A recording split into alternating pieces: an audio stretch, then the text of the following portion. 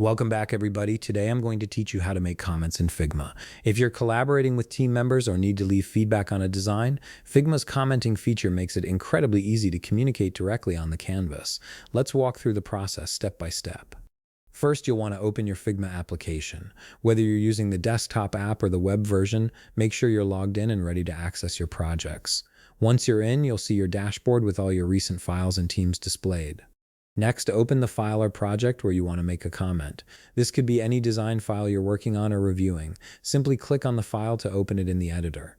You'll see the full canvas with all the frames, layers, and design elements laid out in front of you. Now look toward the bottom of your screen where you'll find the toolbar. Here you'll see several icons for different functions. Click on the comment icon. This icon typically looks like a speech bubble and is specifically designed for adding feedback and notes directly onto your design. Clicking this activates the commenting mode, allowing you to place comments anywhere on the canvas. Once you've clicked the comment icon, you're ready to place your comment. Simply click anywhere on the canvas where you want to add your feedback. This could be on a specific element, a section of the design, or anywhere you feel needs attention. The moment you click, a comment box will appear at that exact location. Now type in the comment you want to leave. This is where you can provide feedback, ask questions, suggest changes, or simply leave notes for yourself or your team. Be as detailed or concise as you need to be. Once you've written your comment, click the send icon to post it.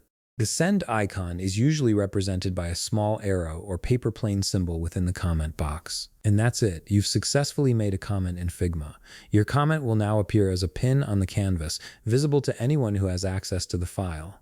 Team members can reply to your comment, resolve it once addressed, or add their own thoughts, making collaboration smooth and efficient. If you found this video helpful, please leave a like, subscribe, and see you in the next video.